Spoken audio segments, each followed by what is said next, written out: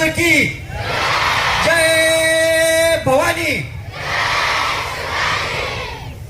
खर तर आजचा हा निषेध मोर्चा आणि त्या अनुषंगाने आयोजित केलेला आजचा हा मूक मोर्चा, वास्तविक असे मूक मोर्चे प्रत्येक महाराष्ट्रातल्या प्रत्येक कानाकोपऱ्यात निघणं आज काळाची गरज आहे. राजस्थान मधील एखाद्या मुलीवर अन्याय अत्याचार होतो आणि त्याचे पडसाद संपूर्ण महाराष्ट्रभर उमटतात आणि त्याच महाराष्ट्रातल्या एका पडूस नगरीमध्ये आजचा हा मूक मोर्चा निमित्त मात्र साधून आयोजित केला जातो.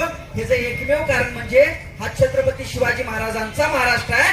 छत्रपती शिवाजी महाराजांनी आपल्याला आदर्श घालून दिला आहे की परत स्त्रियांचा सन्मान करणं ही आपली नैतिक जबाबदारी आहे. आणि त्याच छत्रपती शिवाजी महाराजांच्या महाराष्ट्रामध्ये जेव्हा तुम्ही आम्ही राहत असतो तेव्हा इथल्या प्रत्येक मुलीनं आपल्या पाठीचा कणा ताट ठेवला पाहिजे.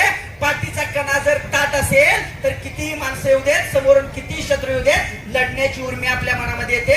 बाळांनो, इथं मुलींच्या काय चुका आहेत हे सुद्धा समजून घेणं गरजेचं आहे. आई बाप आपल्याला शाळेला लावून देत असतात त्यावेळी एखाद्या कॅडबरीसाठी, एखाद्या पेनसाठी, एखाद्या चॉकलेटसाठी तुम्ही आमिषाला बळी पडता आणि इंस्टाग्रामच्या नादामध्ये अडकून तिथं कोणाची तरी ओळख निर्माण झाली तर त्या ओळखीत त्याला भेटायला जाता.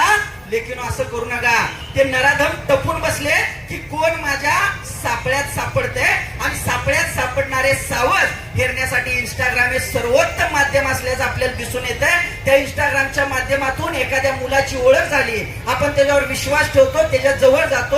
असाच एका 14 वर्षाच्या मुलीनेही एका मित्रावर विश्वास ठेवला, त्याच्या जवळ गेली, त्याच्यावर 7 लोकांनी 7 मुलांनी बलात्कार केल्याची घटना ताजी असताना त्या मुलीला वारंवार हे आमिष दाखवण्यात आलं, याची भीती घालण्यात आली की तुझे अश्लील फोटो माझ्या मोबाईल मध्ये आहेत, तुझं अश्लील कृत्य माझ्या मोबाईल मध्ये आहे. 7 लोकांनी, 7 मुलांनी, 7 तरुणांनी तिच्यावर आळीपाळीनं बलात्कार केला.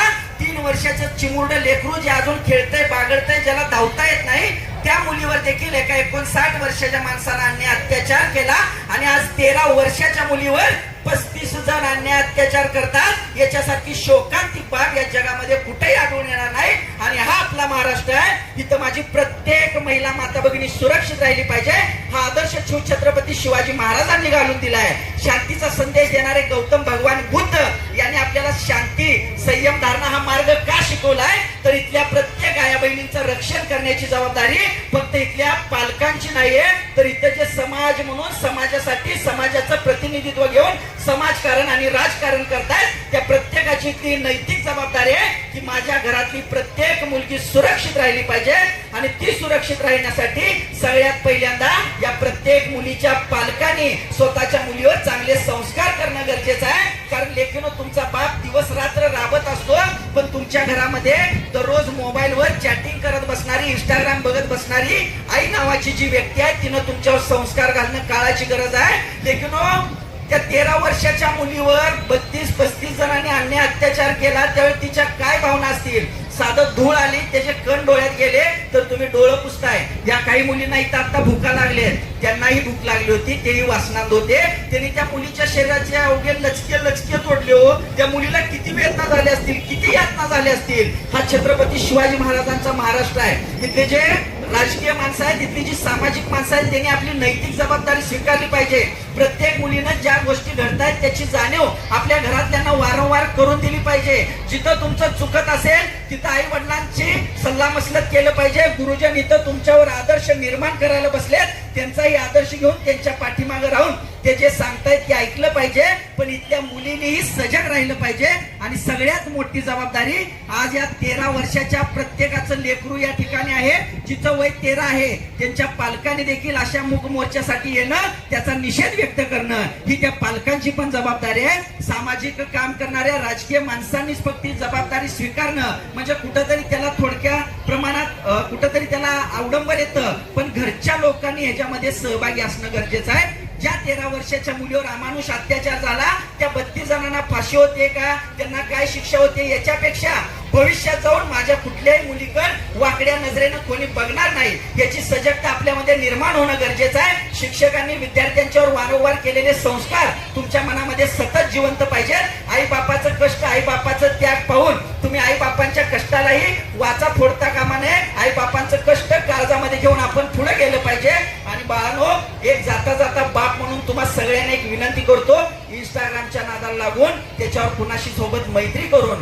कुणाच्याही फसव्या प्रेमाच्या जाळ्यात अडकू नका. 13, 14, 15 वर्ष वय हे आपल्याला बालपणाचं वय असतं. त्या वयात खेळा बागडा, बापाच्या खांद्यावर दररोज डोकं ठेवत जावा. आपली सगळी स्वप्न त्या बापाला सांगा. बाप तुमचा फाटका असू दे, तुटका असू दे, मळका असू दे, कसाही असू दे, पण तुमची स्वप्न पूर्ण करण्यासाठी झटणारा हा देव माणूस जोपर्यंत तुमच्या पाठीमागं भक्कम आहे तोपर्यंत तुमच्याकडे वाकड्या नजरेने बघण्याची कुणाची हिंमत होणार नाही. जिथं जिथं तुम्हाला वाईट दिसेल तिथं तिथं तक्रार करायला शिका. जिथं जिथं तुम्हाला अयोग्य दिसेल तिथं तिथं चांगलं वागायला शिका. आणि जिथं जिथं वाटतंय की मला माझी प्रतिकार क्षमता निर्माण करायची आहे तर शाळेतल्या शिक्षकांना सांगा की आम्हाला लढाईची उर्मी द्या. शिक्षणानं प्रत्येक माणूस शहाणा होतो असं नाही. शिकवणी प्रक्रिया मुळात या जगात नसते.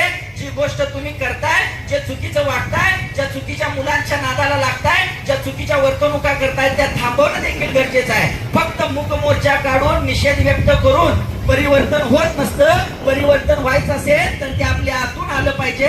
तिथल्या प्रत्येक मुलीने एक प्रामाणिकपणे शपथ घेतली पाहिजे. माझ्या आई बापाची मान खाली जाईल असं मी जराही वागणार नाही. कारण ज्या आई बापानं मला कष्टानं उभं केलं, ज्या आई बापानं माझं सामर्थ्य निर्माण केलं, ज्या आई बापानं मला 9 महिने 9 दिवस उदरात ठेवून या पृथ्वीवरती आणलं, त्या आईचे उपकार मी कधी विसरणार नाही. बाप हमाली काम करणार असू दे, बाजारात केळं विकणार असू दे, कापड दुकानात काम करणार असू दे, सोन्या चांद्या दुकानात काम करणार असू दे, काही काम करणार असू दे, बाळांनो तुमच्या काळजामध्ये ना तुमचा जर बाप जिवंत असेल का नाही तर या जगामध्ये कोणीही तुमच्यावर अन्याय अत्याचार करणार नाही. अन्याय झाला म्हणून आपण निषेध व्यक्त केला, पण अन्याय होऊ नये यासाठी काय प्रतिबंध करावे लागतात हे सगळ्यात महत्वाचं आहे. कारण माणूस म्हणून तुम्ही आम्ही जगत असताना एक विचार घेऊन जात असतो. विचार घेऊन जाणारी माणसे एका विचाराच्या प्रवाहात येत असतात आणि विचाराच्या प्रवाहात येणारी माणसं नवा विचार निर्माण करत असतात. आणि आजचा नवा विचार आहे की इथून पुढे येणाऱ्या प्रत्येक मुलीचं, महिला माता भगिनींचं रक्षण करणं ही जबाबदारी तिथल्या प्रत्येक माणसाची आहे. आपल्याही घरात आपली आई बहीण आहे. त्या 13 वर्षाच्या चिमुरडीवर बलात्कार करत असताना, त्या 13 वर्षाच्या चिमुरडीचा अन्याय अत्याचार करत असताना त्या 32 जणांना कुणालाही त्याच्यामध्ये आपली मुलगी दिसली नसेल का? आपली मुलगी बघता आली पाहिजे प्रत्येकाच्या, आपली आई बघता आली पाहिजे प्रत्येक स्त्रीत, आपली बहीण बघता आली पाहिजे, बहीण शोधता आली पाहिजे.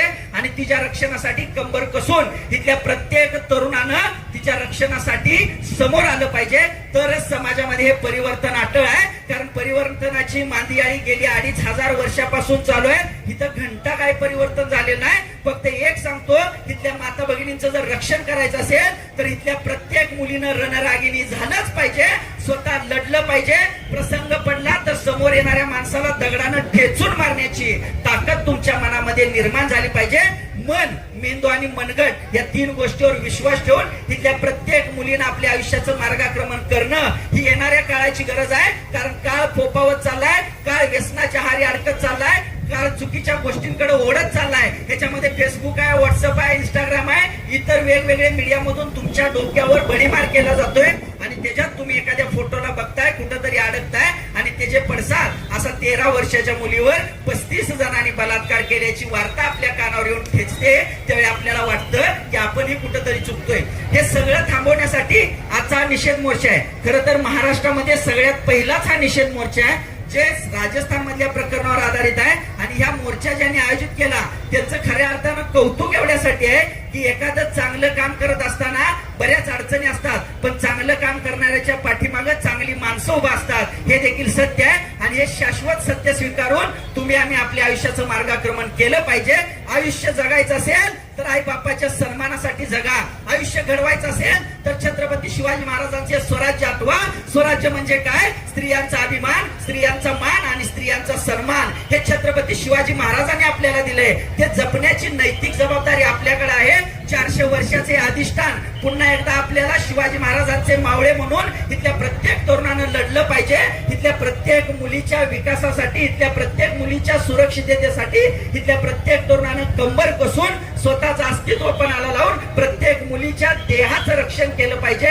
एखादी कॅडबरी दिली म्हणजे तो मुलगा तुमचं आयुष्य सुधारेल या कल्पनेत, भ्रामक कल्पनेत अडकू नका. एखादा चांगला पेन दिला, तुझा बाप देत नसेल पेन तर शिक्षकांकडे मागून घे, अभ्यास कर, तुझा मान सन्मान प्रतिष्ठा निर्माण कर. पण चुकीच्या माणसाच्या नादाला लागला की 13 वर्ष नाही ते 3 वर्षापर्यंत आले, कदाचित आणखी ते खाली येईल. यासाठी आपण सगळ्यांनी सक्षम असणं गरजेचं आहे. प्रत्येक माणसाकडे स्वतःचं अस्तित्व सिद्ध करण्याची क्षमता असते आणि मुलींच्या मध्ये सगळ्यात जास्त असते.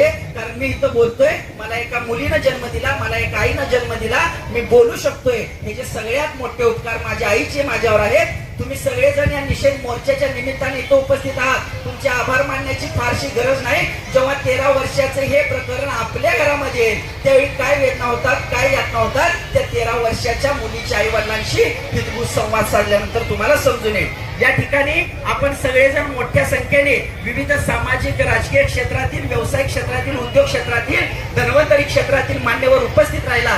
या मूक मोर्चासाठी, निषेध मोर्चासाठी आपण आपली मनोगत व्यक्त केली. आपल्या सगळ्यांच्या वतीनं जे पोलीस यंत्रणा या ठिकाणी तुम्हाला सहकार्य करते त्यांचे आपण आभार मानूया.